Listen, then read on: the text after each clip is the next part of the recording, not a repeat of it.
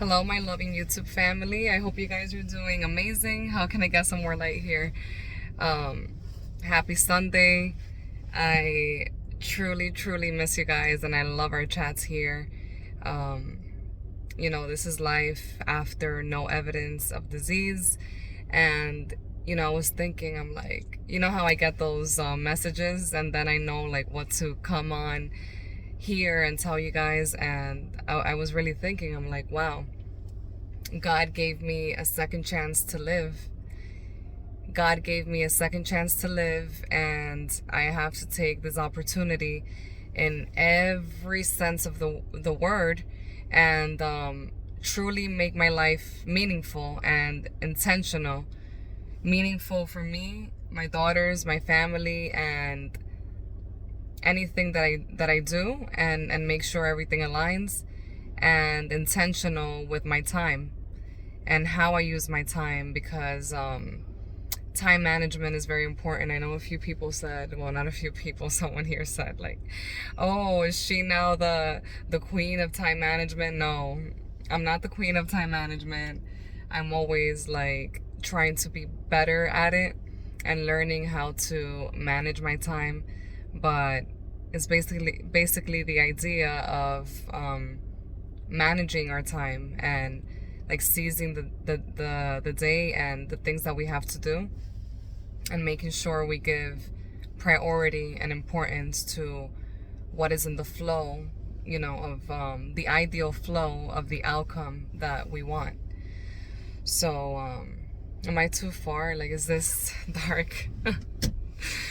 Yeah, so, yeah, it's evening time, and, tomorrow's gonna be a new day, going back to the school, and, I'll get the girls ready, go to the school, and, yeah, it's a new day, a new opportunity, like, new routines, and, no matter what we're doing, we need to still take care of our health. So that's another thing, that now that like I went back into the classroom, I want to make sure every day that is clear to me in my mind that what I've learned throughout my cancer healing journey, I bring it on to my daily life, because last time when I was in the classroom before having my surgery in December, the past school year, I was not very intentional with what I ate. And I would usually eat like whatever I want. Meanwhile, now, or I would let stress affect me. That was another one. Like I have too many things to do. How am I going to do it? And let it like get overboard. The way I responded to the stress, and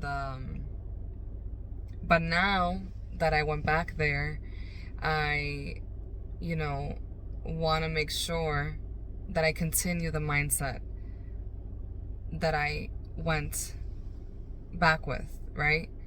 That I continue my healthy regimen and routines, even though I went back to the school, right?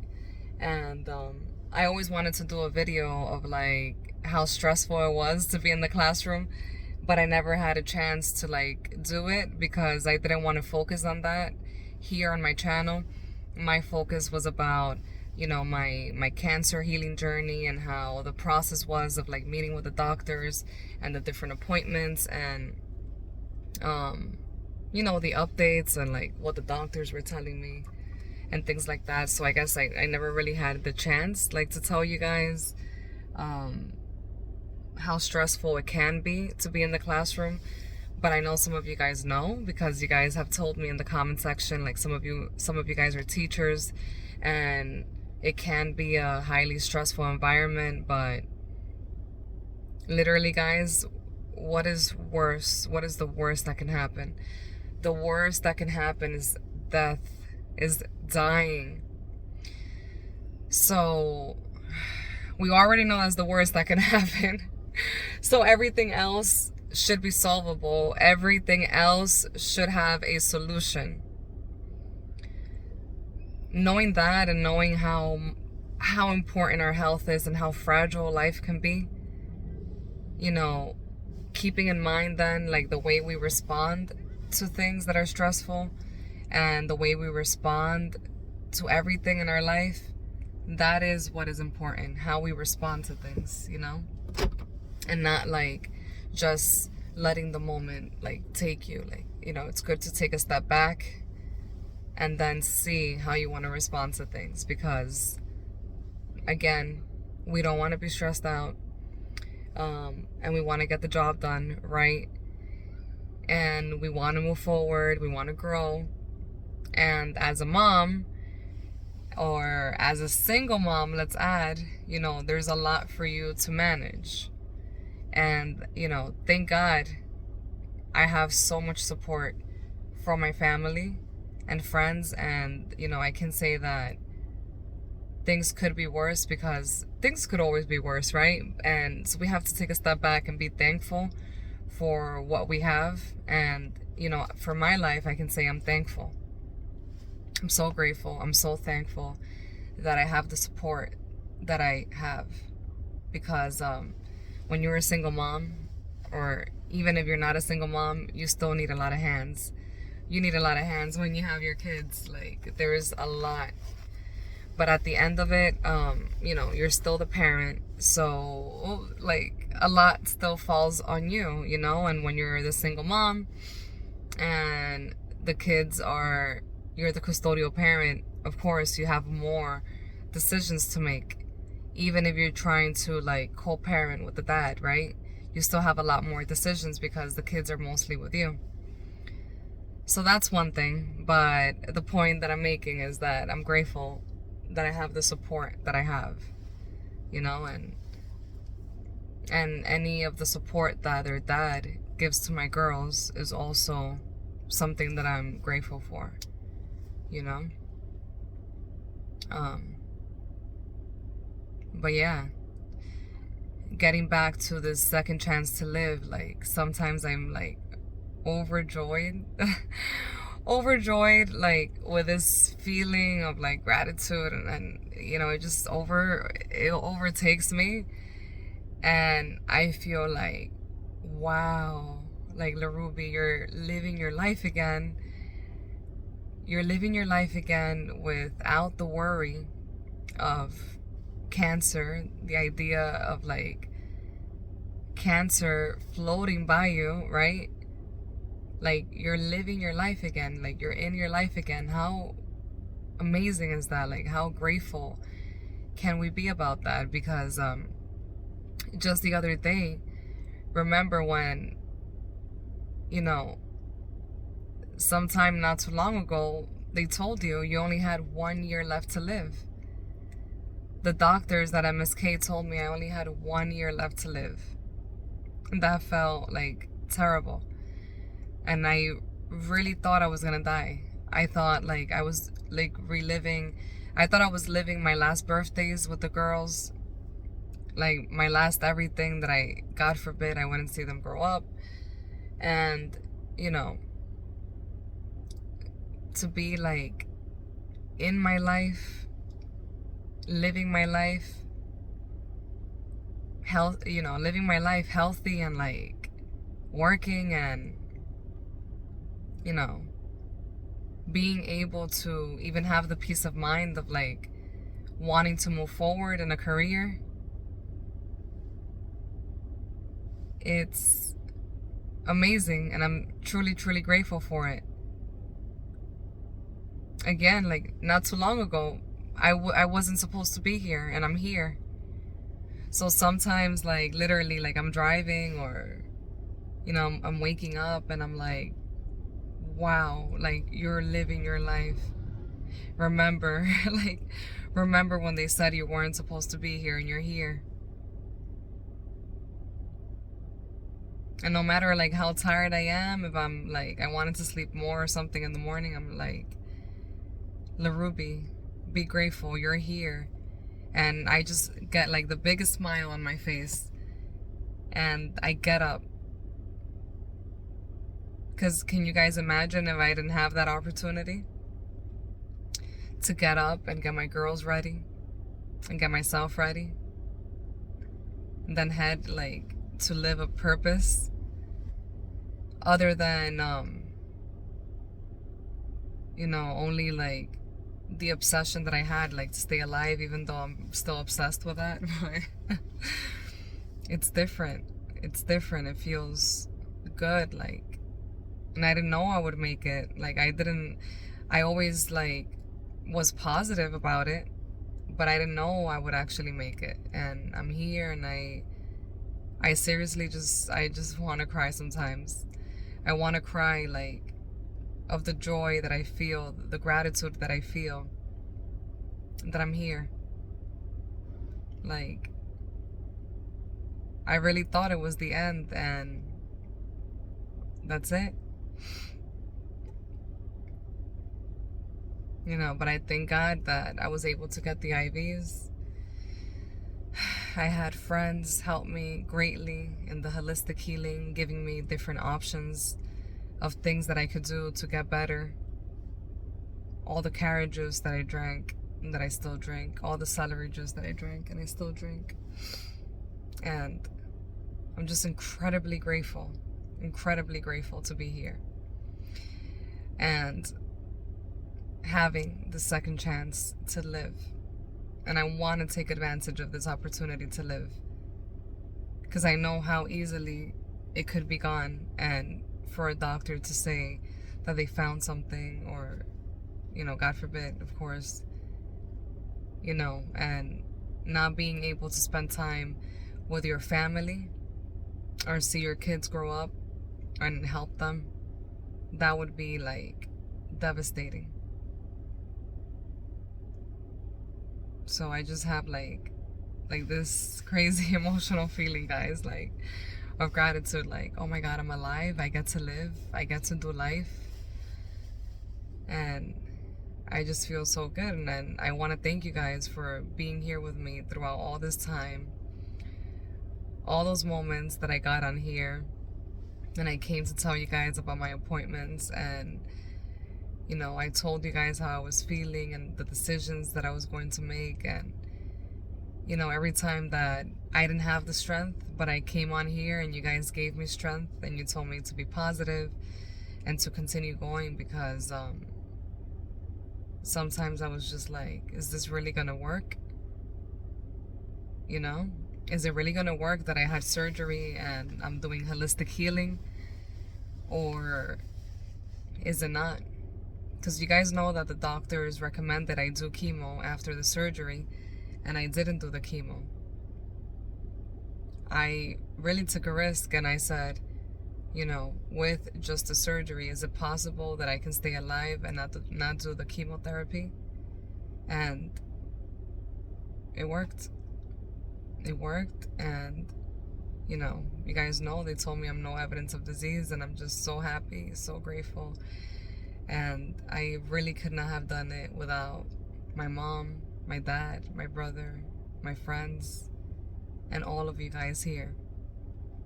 And in the second chance that I have, I want to be as intentional with my time as possible, because I want to make it count.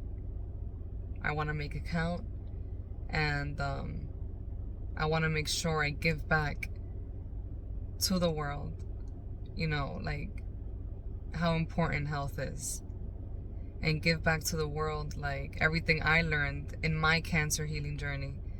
And if it can help anyone become healthier, or give them success on their journey of being diagnosed with something, then I would be so happy. I'm just so grateful, and it makes me like so emotional, because I remember just like being so sad here when I came on and I told you guys like the MRI came back with something, and I just didn't think I would see my daughters be teenagers, and I remember the doctor telling me like, why are you being so strong? And I was not even realizing that I was being strong until he told me. I was like, am I really being strong? Am I? And then I saw it, that I was like holding up, that I needed to be strong, that I couldn't get weak by taking a treatment, that I didn't have that luxury to do that. You know, I didn't want someone to like care for me. I didn't want to, like, God forbid, like, not be present with my mind. So, you know, I followed the advice of Chris Wark, chrisbcancer.com, and the whole thing of like overdosing with vegetables, and I did that. I overdosed, you know? And now I'm really, really so grateful to be here. I get to be here, and I did not think that would happen, you know?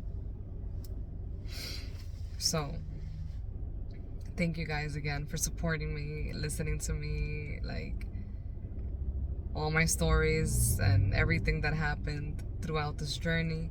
And I'll always keep you guys updated, of course, and continue to let you guys know how things go. I have the PET scan next month. I'll take you guys to my PET scan as much as I can, because, you know, they don't like recording. And I'll continue to share like any positive information that I can, like for personal growth, personal development, and health things, you know.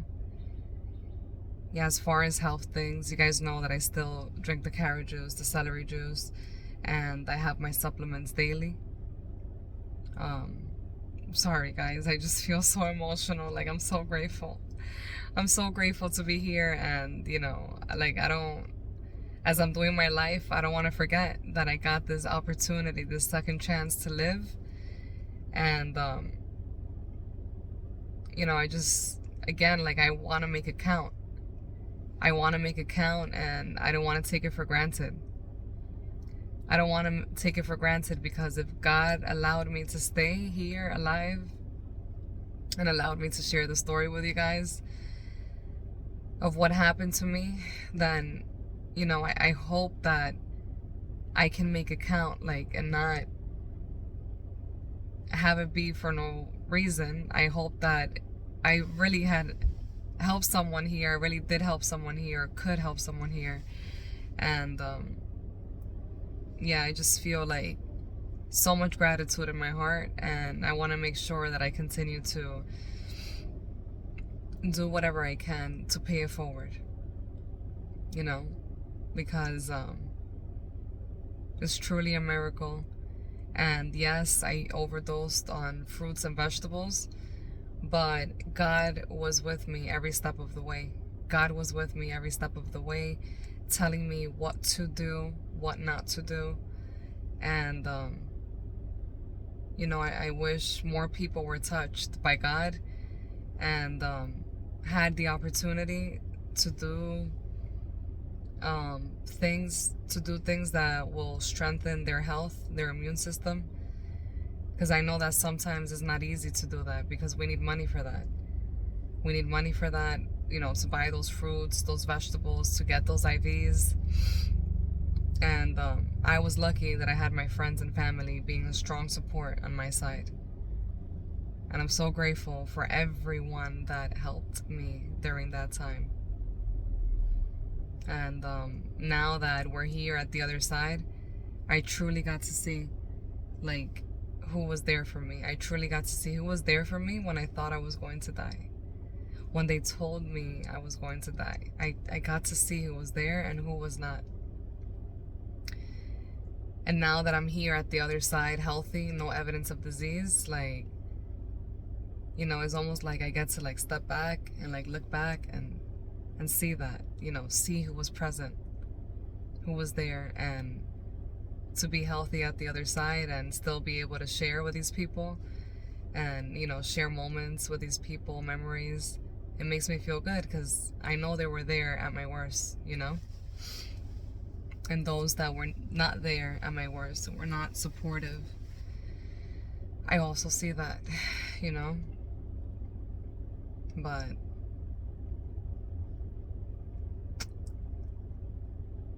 guys, I'm incredibly grateful.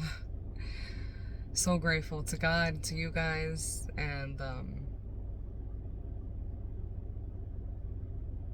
yeah, let's continue to form positive relationships with our food, our health, the people that we have in our lives and that we allow into our lives.